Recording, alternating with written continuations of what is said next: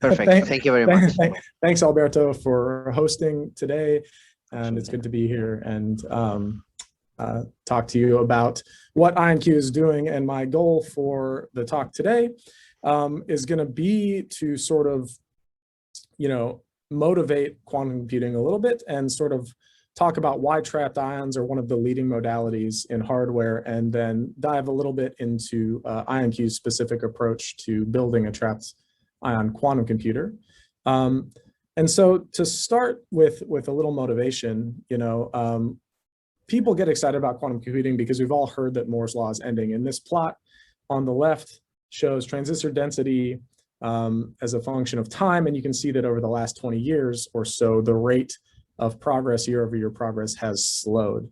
And the picture I like to think about of why this makes sense in some ways is that when you look at what the physical size of a transistor is, going from 7 nanometers to 3 nanometers, it's approaching a single atom. And actually, the current generation of transistors is a countable number of silicon atoms wide, which is pretty amazing.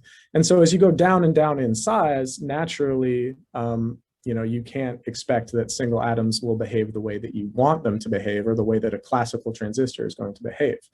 But of course, that's where quantum computing comes in. And Richard Feynman, one of the first people to suggest using quantum computation back in 1982, thought of this as an opportunity for design and for new things to happen, rather, and also as a grand scientific challenge that one can take advantage of.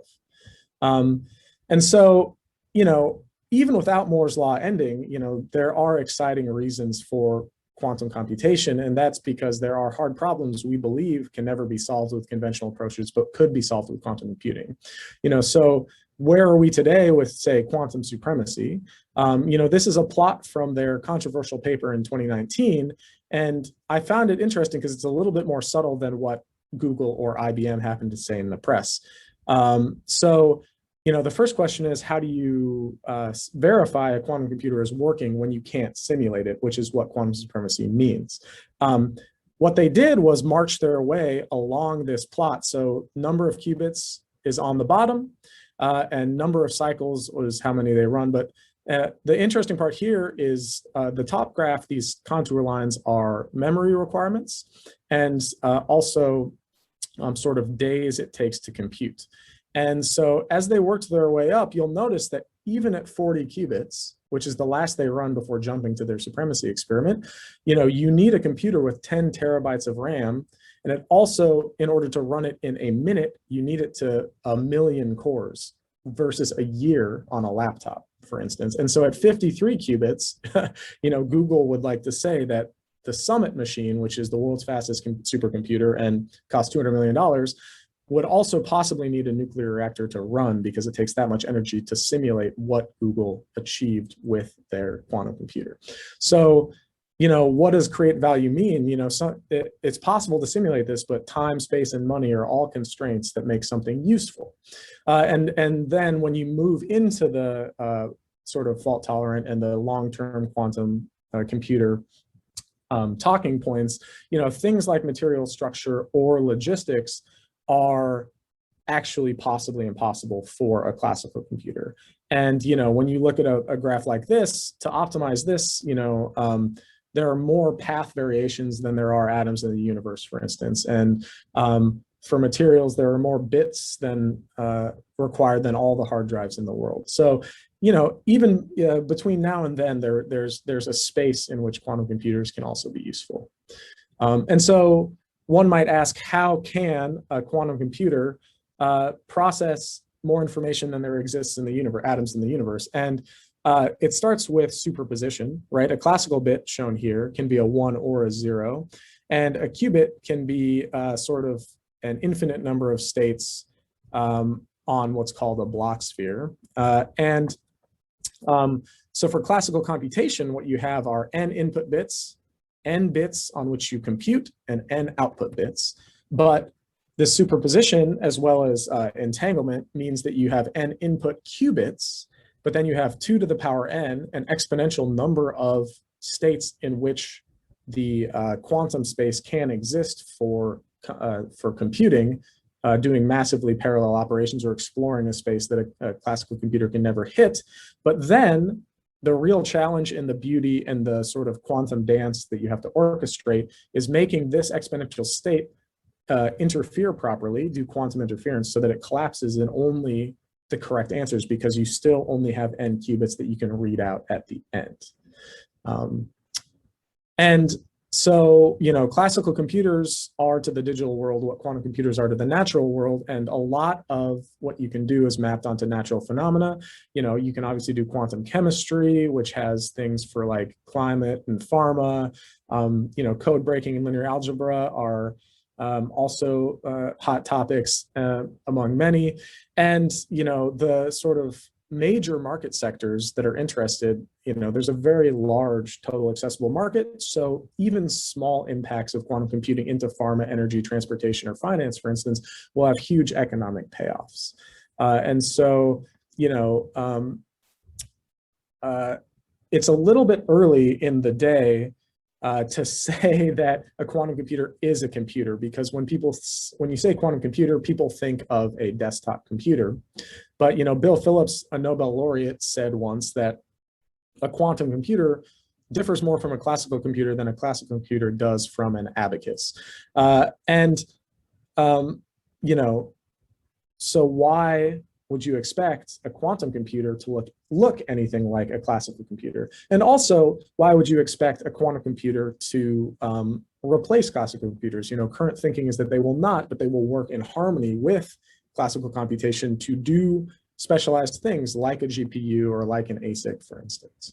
And to show a little bit of what I'm talking about, these are some examples of the base transistor, or what you might call the qubit of a quantum computer. And you can see that they look nothing alike, and they look nothing like a silicon transistor. And that's because we're sort of at the stage where silicon transistors were in the 50s, before they became the medium of choice. We're still developing the physical layer of qubits. And so the goal of these exotic technologies, in a nutshell, is to simply create a two-level quantum system. And it sounds simple, but it's incredibly difficult because quantum systems are incredibly delicate. And so this list sort of goes from left to right in terms of maturity, or sort of, what people think about roughly. So superconducting loops are basically nonlinear LC resonators, and many of the big names like Google, I believe this is a picture of an IBM chip, they favor that approach. There are silicon quantum dots, which people like Microsoft or Delft are using, right? Or Intel and Delft are doing, and topological qubits, which are Microsoft. In the bottom right here is a picture of a silicon quantum dot with the scale bar. The scale bar on the left is about 100 microns for a block. The silicon quantum dots is about 1 micron for a block.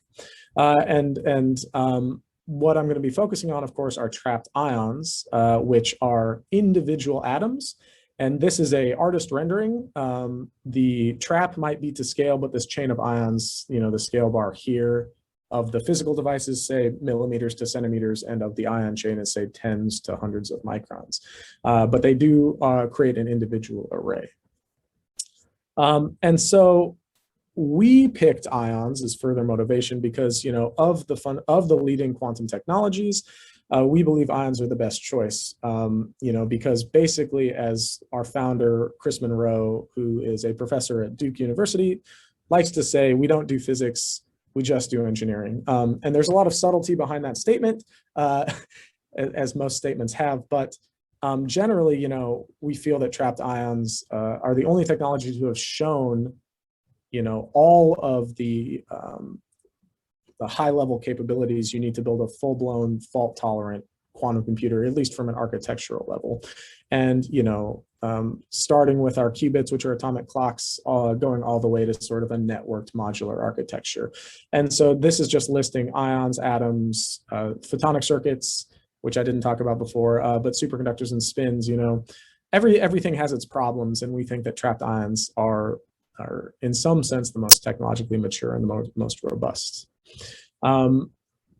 And one of the fundamental differences that we like to highlight is the power of connectivity. So if you look here, right, this is actually the physical layout of what our ion chain looks like. They're all in a line. IBM has some two-dimensional topological structure, and Google and Rigetti, for instance, have a similar layout, just different details in their implementation and connectivity. And so what the graph shows down here is the nodes of this circle are the qubits, and the lines are how each qubit is directly connected to each other. And it may look like, because our ions are arranged in a line, we should have a circle with just nearest neighbor connections, something more like what Google and Rigetti have. But our qubits talk to each other through a long-range Coulomb interaction, which acts like an electromagnetic bus line. And we don't use physical wires. In this case, the gray lines are physical wires, but the orange lines are actually laser beams. And so we're able to get full connectivity, which allows us to do better optimizations with lower overhead and lower noise than our competitors, which was shown in this 2019 paper.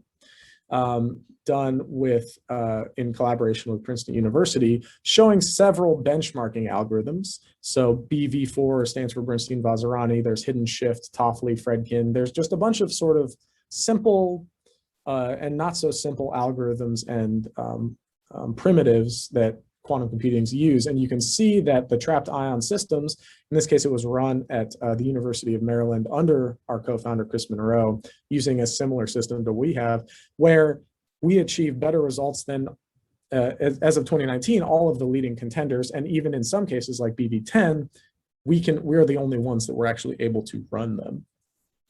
And so that's just to highlight a little bit of in the current state of the art, and I think going forward, what connectivity brings to the table. So that was sort of the end of the motivation. And now I wanted to dive in a little bit more onto what is a trapped ion quantum computer. What does it look like? What does the hardware do? Because that's what I do. I build physical systems. I'm a physicist by training, but a lot of experimental physics is that interaction of physics and theory and engineering. So this is a picture of the ion trap lab of Chris Monroe sometime in the past at the University of Maryland. And as you can see, it's basically two full optical tables. So something like 10 meters or so of table, 10 meters of electronics, and several people in front of several computers. It may look daunting, and I think this is one of the reasons why people think ions are not scalable, but we'll dive into each piece a little bit deeper and take a closer look. So when you start with trapping individual atoms, the first thing you need to know is that the air has 10 to the 23 atoms. So we need to isolate them from that. So what we do is create an ultra high vacuum in which to hold our chain of individual atoms and ions. So this is for scale. Each one of these is about an inch. So this thing is 8 inches across, give or take. This is one of a precursor to an ultra high vacuum system that we've used.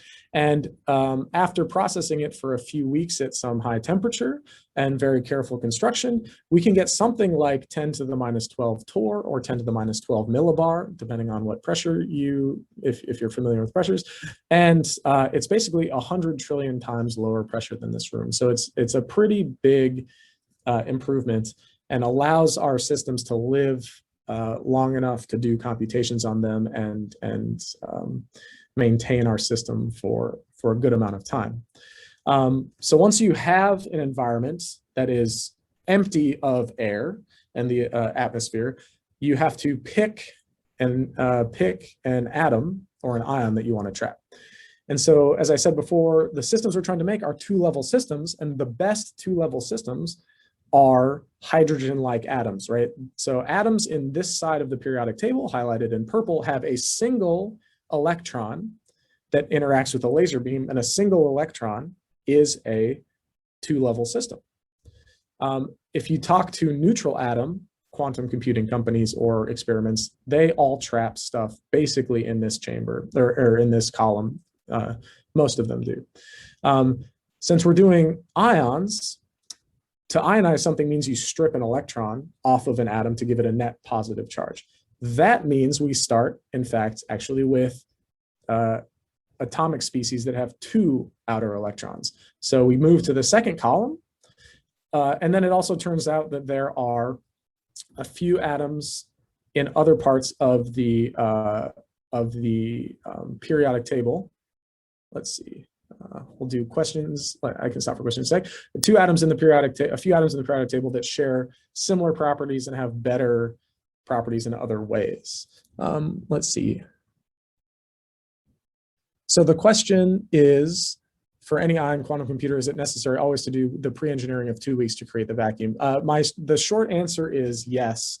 That the creating ultra high vacuum is the first step, and it's always incredibly difficult. And so there are other ways to do it, like cryogenic experiments naturally get good vacuum in other ways, but the main reason that you spend 2 weeks is more or less diffusion rates, right? So your system has stuff on the surfaces, so you can pump the air out relatively quickly, but both on the surface and in the material, like the steel that you use to construct it, there are things like water is diffused in there. So you have to heat it up to get that out. There's hydrogen everywhere. There are other adsorbents that just take time to pump out, right? It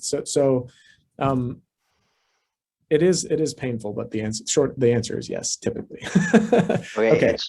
Yeah. Thank you very much, Kay. We just usually write the questions here, and maybe at the end of the talk, it's okay. I will do it at the end. You. Okay, no problem. Thank you very much. Okay. All right. So what we so getting back to sort of what atomic species we choose, we actually choose this atom ytterbium way down here in the lanthanide series. And the reason we do that is because it is the most friendly for laser systems. A lot of these systems are ultraviolet lasers, and those have lots of issues, just practical issues. So we use ytterbium at IonQ. And so, as I said before, so you start with a vacuum chamber, you pick an atomic species, you add in a bunch of lasers, and I don't expect you to understand this at all, but essentially the black lines are just different electronic transitions that are resonant with different colors of light. And essentially we need, a mildly ultraviolet laser. We need a couple of blue lasers, and we need a couple of a visible laser and an infrared laser. So, it's more complicated than a neutral atom experiment, but you need a couple of lasers to ionize the atom and a few lasers to manipulate this to manipulate the system. And I'm happy to talk more if anybody knows atomic physics and wants to know more about how what each of these lasers do. And then so the vacuum chamber isolates them. The atomic species is what we trap. The lasers are used to manipulate them, but in order to hold them in place, this is what we call an ion trap itself. And so an ion trap is basically a combination of DC and RF electromagnetic fields, and you use them to create what is an electromagnetic bottle. And that bottle, in this case, is called a Paul trap. That's the geometry, and it's a combination of DC and RF electric potentials. And it creates what we call an ion crystal. And this is actually a crystal. It has the properties of a periodic sort of solid state structure. And if you take this, so this is a picture, this is a simple system, right? It's just 4 rods and 2 end caps that creates in cross section sort of a potential you can see that is confining to the ions. And this is a picture of an actual one. I think, say from tip to tip is a couple millimeters. And this is a picture of actually something like 40 ions in a chain that it was trapped in this system. And this is a real picture taken with a camera.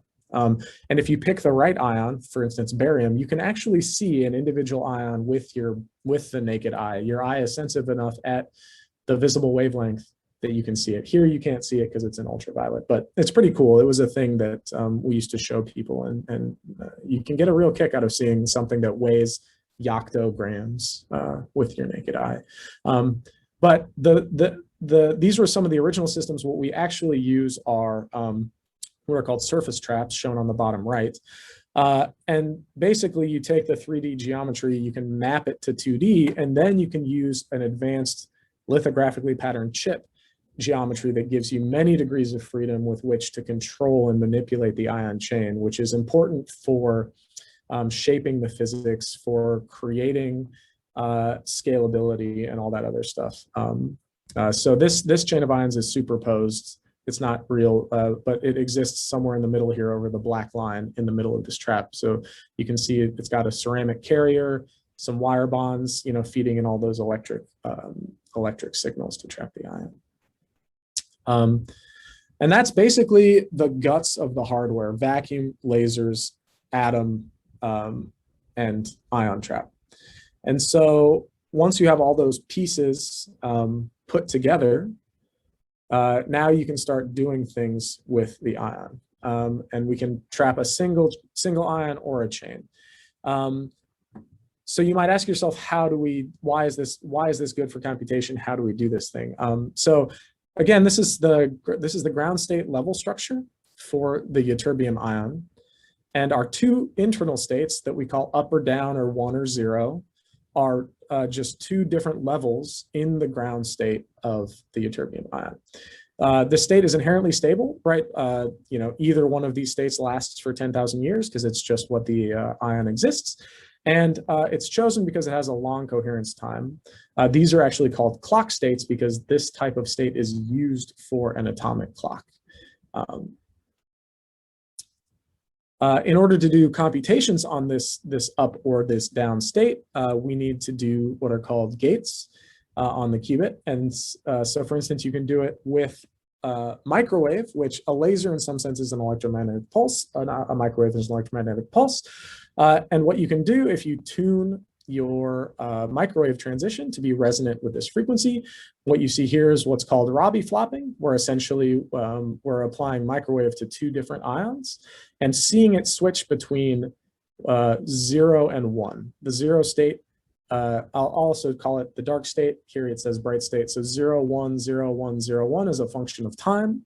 And when the system is at 50%, the individual ions are actually in a superposition. They are not half 0 and half, they are half 0 and half 1. They are not 50% 0 and 50% 1. They're actually in the middle. And this microwave technique has been shown using to show really high fidelities. However, for sort of computational and scalability reasons, what we do instead is use laser beams as not just to trap the ions, but also to do gates on the ions. And so what we use is called a Raman transition, where essentially it's a 2-photon transition where we send in 2 laser beams that are have a frequency difference or an energy difference that is equal to the splitting of our qubit. And that basically can cycle them up and down without decohering or changing the quantum state. And so essentially, we can get good coupling rate, so do fast computations while also this particular laser was chosen to do fast computations and minimize decoherence. So then after you do sort of state initialization and do your basic computations, we also need to read the register out as sort of the end step in any computation. And in this case, what we do is something called state dependent fluorescence, which is, again, requires a laser beam to manipulate. So essentially, what you do is shine a laser beam that's resonant with one of the states, in this case, the up state or the 1 state. And what it does is just get excited, which is purple, to this excited atomic state, decay back down, and emit a photon, which is, say, this red line, and then repeat. And what you're looking at here on the right is a histogram of the probability of an event occurring and the number of photons. So let's say we turn the laser on for 100 microseconds. On average, the ion will emit 30 photons, and there is some distribution, right? So this is, say, 10,000 experiments or 1,000 experiments to get a histogram like this. And if instead the system is in the dark state, what we do is that it is not resonant with the laser beam, so it doesn't emit photons, and what we get is basically 100% of the time we measure the dark state, it produces 0 photons. And so then you can see what we do is called thresholding, for instance, that if you just draw a line, let's say right here at 1 photon, if you detect a few photons, you say that the system, that the qubit, the computation is giving you a 1, or if you detect no photons, you say the computation is giving you a 0, and you can do this across the entire chain to get your 1 0 0 0 1 0 1, the readout of your computation on your qubit string. So that's how we do detection. And this is actually very high fidelity. Detection is one of those things that's often overlooked, but is very difficult in other systems like superconducting systems, for instance. And so those are sort of the 3 steps. If we dive in a little bit deeper into the gates, which are sort of what an end user, like somebody who would be running a program on our quantum computer, cares about, this is sort of what the system looks like very simply.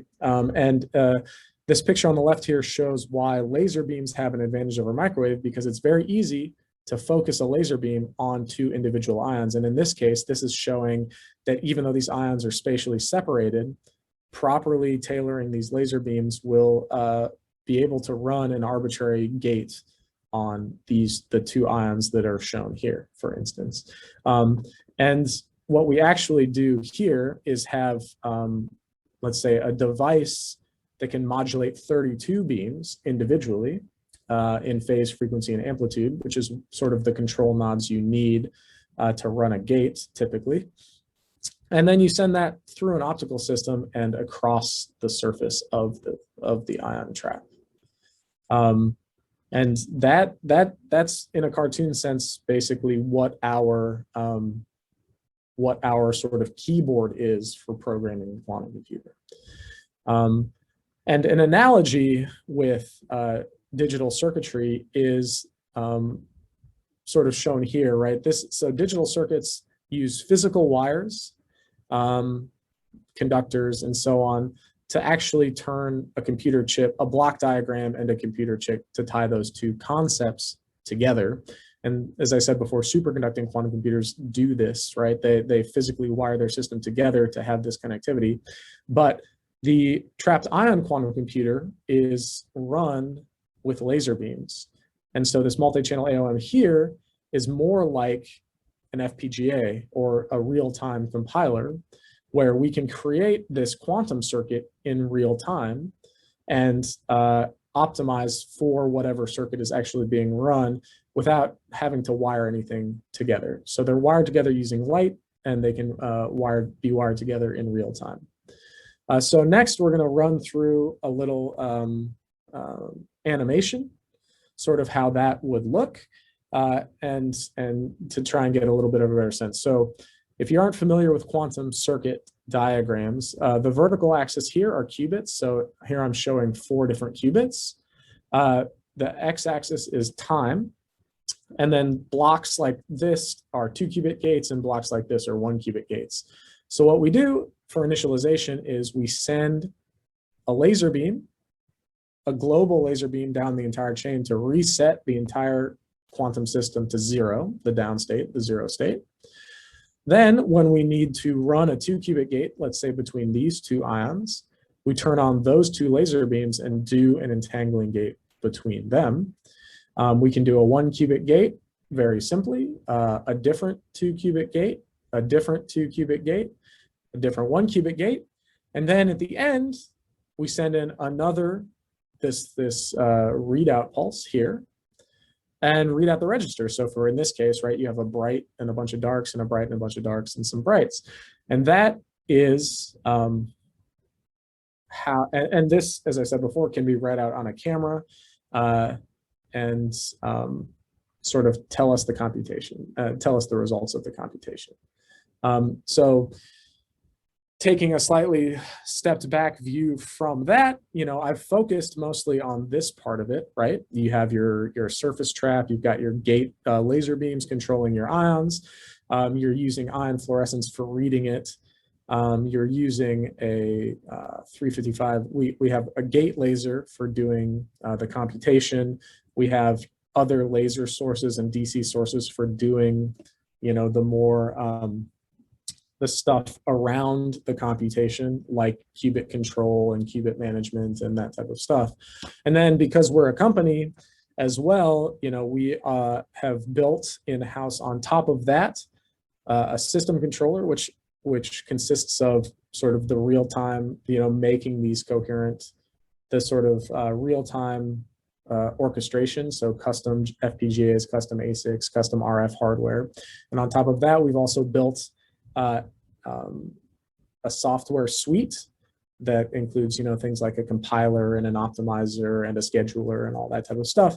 And then, you know, as you may or may not know, we also have a cloud user interface, and we are currently the only company that is on Amazon, Google, and Microsoft, all three of the major cloud providers. And so, you know, you can sign up for AWS and run something on our system for as little as $10. I don't think, you know, it's going to be very useful, but that is something that just anybody can play around with currently, which is kind of fun.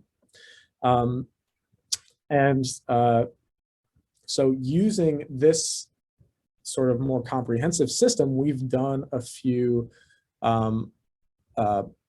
algorithms to sort of show a little bit more of our capabilities. And so, you know, going through a couple of benchmarking algorithms, the Bernstein-Vazirani algorithm is basically a semi-canonical thing that people run to try and test their quantum computers. And so essentially, given a string, given f of x is c dot x, right, you need to find the n-bit string c.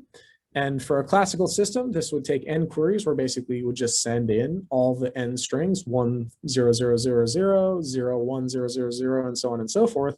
But the quantum advantage is that you can do this through entanglement. Here's an example circuit that only requires one query. And you know, on the right is the success rate after one query, and you can see that they're all above 50%.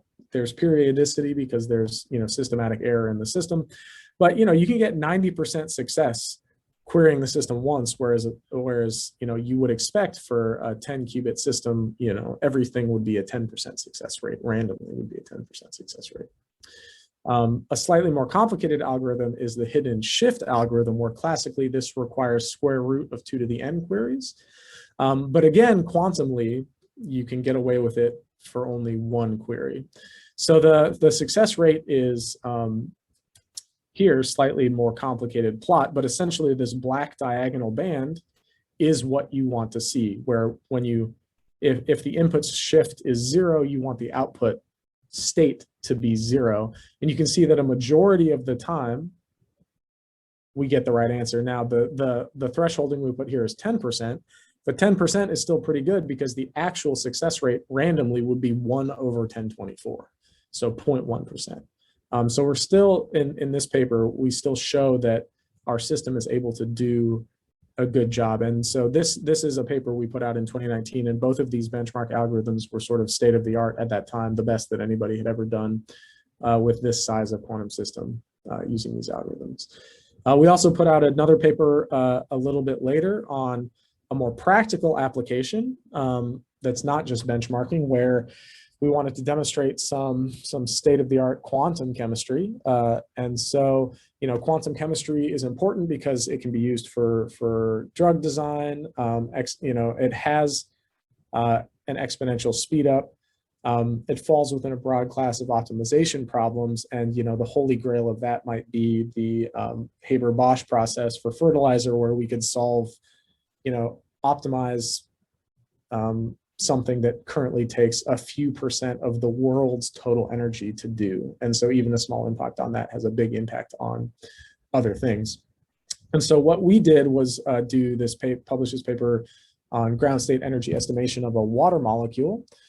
And essentially, you know, because this system is so simple, you can classically simulate it. And this gray line is sort of how you would classically simulate it. And down here is your sort of, this orange band is your target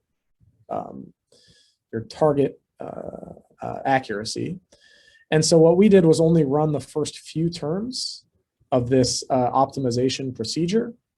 And you can see that we're pretty far away from where we want to go. So why is this important for trapped ions? If you compare what we did to with what at the time some of the other systems were running on different but similar molecules, they actually started going in the wrong direction. So, we felt reasonable that this sort of initial demonstration of our systems was moving in a pretty good direction. And so where do we want to go next? So this is the roadmap that we put out relatively recently. And it's basically a high level sort of roadmap for what we want to do with scaling our systems up. So, currently we're have more or less doubled the number of qubits, as well as improved the fidelities by quite a bit from where we were in 2019. And the progress is going to be slow, at least in that sense, where we're limited by certain things. We think we're going to be limited by certain things until about 2025. And then you get this inflection point for what we think is going to be scaling to general quantum advantage later in the decade. And that is going to be enabled by a lot of behind the scenes technology work that is a lot of what I'm working on right now.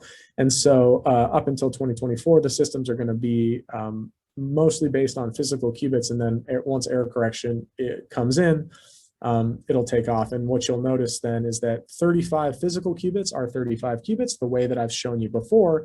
But when you go here to 64 and you look down in the subtext that says it's 16-to-1 error correction, this is actually 64 times 16. So this is not a jump of 2, but more like a jump of 200. And the last slide I will present today is just to show what our latest system looks like. So you'll remember that at the very beginning, I showed this big, gigantic lab with 10 meters of optics tables and 10 meters of gigantic electronics. And what we've done on the engineering front, both fidelity, size, scalability, cost, all of those things that a company cares about, is put it into this box, which is only about 3 meters by 2 meters on a side. So we've sort of done that.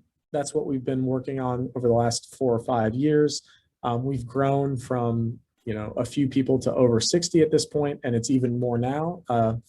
We raised, as of last year, we raised 80 million, which put us at the top tier of quantum startups that are VC backed as opposed to Google or Honeywell or IBM. And we are currently near the end of the process of going public, where we will get a 10x boost in our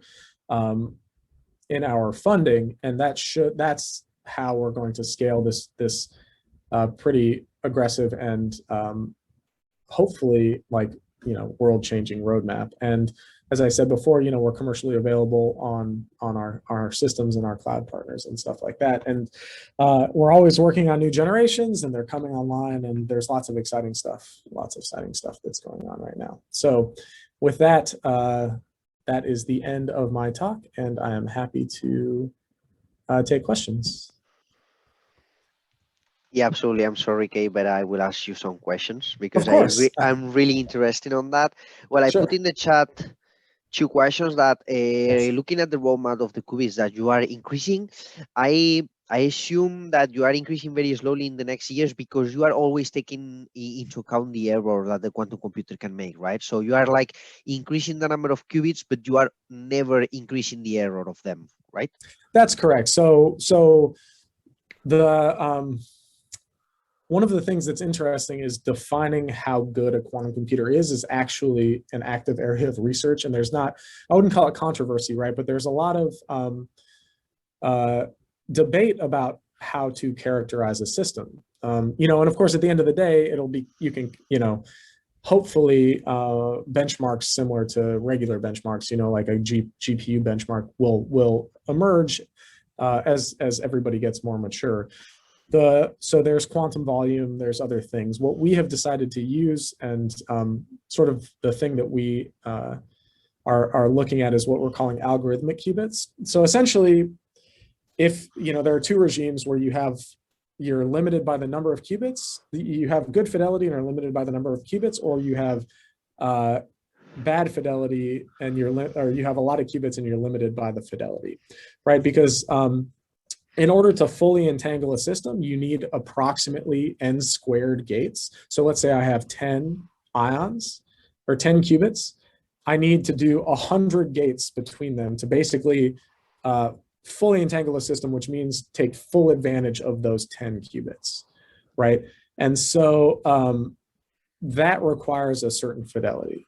And so, for instance, 22 algorithmic qubits needs approximately 99.9% fidelity. The subtleties come in when you're not at sort of the Pareto bound, but the easy way to think about it is essentially, if you do n squared, if you do the fidelity to, the fidelity to the power of n squared, that has to be better than 60%, right? So,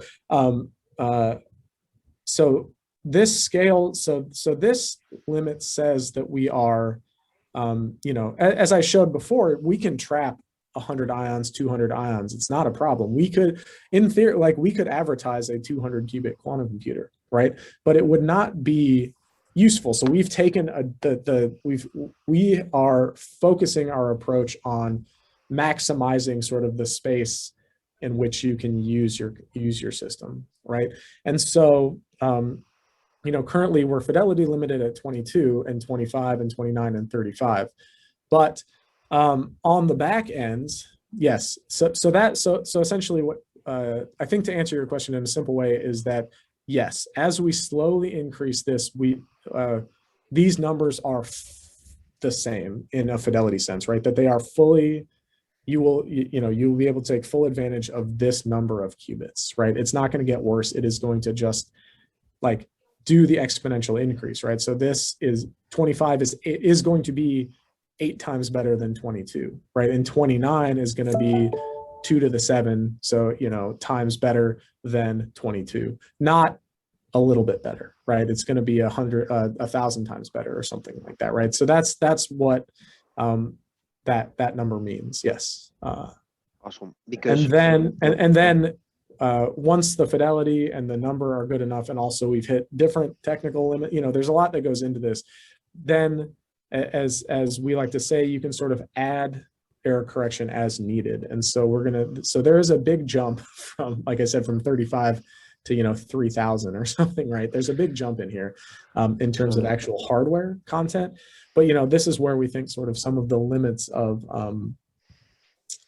sort of raw physical qubit, this fidelity qubit matching is going to fall off, and that's when we're going to kick on error correction, and so that work is going on in the background. Yeah.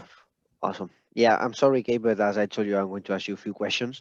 From this question raises me to more like sub questions, to say in one manner. I think you said, and I saw that trapped ions does not have the problem of topology that have superconducting qubits. Correct. Or does it have that, for example, adiabatic quantum computing? All of them are connected from each other, correct? So it does not matter how many ions do you have. So everyone is connected for each other, right? So here the question is, in that case, ion quantum computers won't have the idea of logical or physical qubits. I mean, as you are really being constant, the gate fidelity to be 99.9%, etc., or better than 60%, we always can explain that the qubits that we are using into the ion quantum computer are going to be the physical qubit is going to be equal to the logical qubit, correct? No. The reason you create a logical qubit is to get that next bump in fidelity. Correct. Does that make sense? So yep. I guess so maybe I misunderstood the question, right? Okay. Yeah. For instance, if we just look at this picture, what I would say is this is, I don't know, 20 physical qubits, right? And they all have 99.9% raw fidelity. What this would look like in practice is that all of these qubits, when made into, would become a single logical qubit, approximately. if right? you use error correcting code, but in case That's you right. do not use error correcting codes, and yes, you use them because you have the enough window of execution space to execute that, everyone could be a logical qubit, correct? Because I mean, from my side, when I try to implement any quantum algorithm into the current quantum superconducting hardware or into the adiabatic hardware, the Mhm. fact that I'm rising is not usually all qubits are connecting to each other. So what I require Yeah. is to use 3, 4, or 5 physical qubits from the computer to make one logical qubit, and this logical qubit is going to be connected to other logical qubit. In that Yes. case, it wouldn't be the case, correct? Like I do not require to think a lot about the topology because everyone is connected to the rest of them. Yeah, so I did not show that, but we basically, I think I understand your question now. Sorry, because I'm explaining not very well, No, no, but no, that's okay. So does this answer your question? So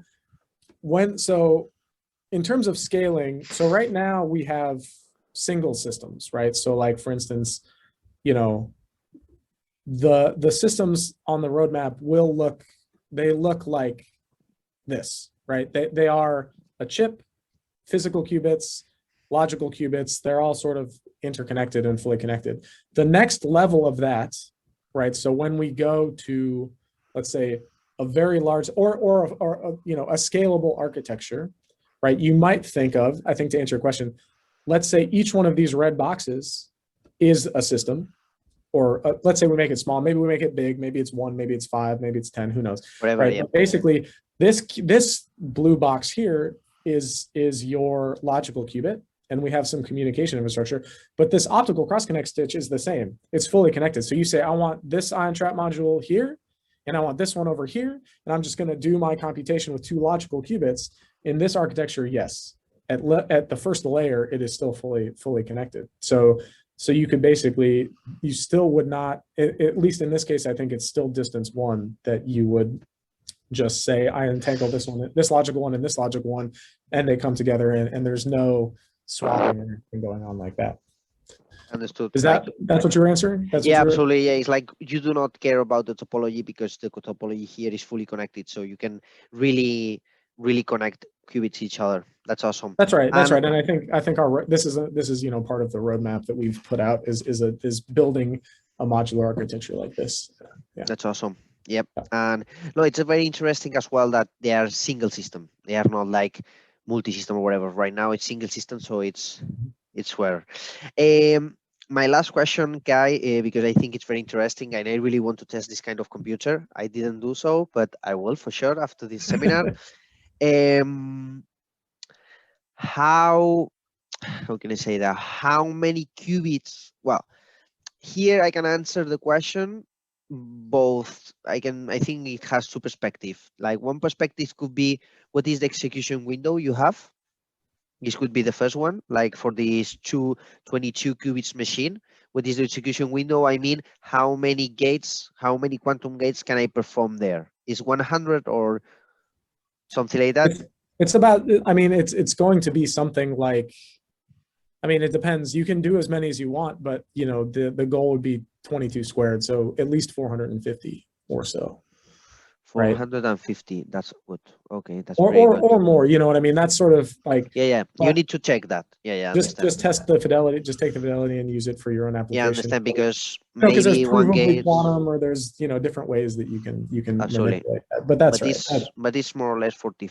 Okay, that's awesome. That's the goal of defining algorithmic qubits, so that in your head you can sort of figure out the what that means in a more practical sense. No, Yeah. but that's pretty nice because in fact, you can really run a BQE, variational quantum Hegel solver, or quantum neural network. You can really run it on an ion trap quantum computer, while nowadays you cannot do it Yeah. in a really Yeah. superconducting. That's really nice. No, that's in fact that was my question, because the other question is how many qubits can you perform? The 22, 11, 15, but it's as you said, you need to test it. In that case, we could say, right, from you, like you can test, you can use the 20 qubits from this 22 ion trap quantum computer. We may use 20 qubits with 400 gates each qubit, more or less, something like that. But okay, you need to test it. Okay, no, but that's perfect. Okay. Sorry, I answered the question and I answered myself. That's great. I That answered the makes my question. I life answered. easy. Yeah. Sorry, but from my side, it's everything. Thank you very much. Okay, is there any other question? No. 1, 2, 3. Okay. So I think I'm going to stop recording. All right.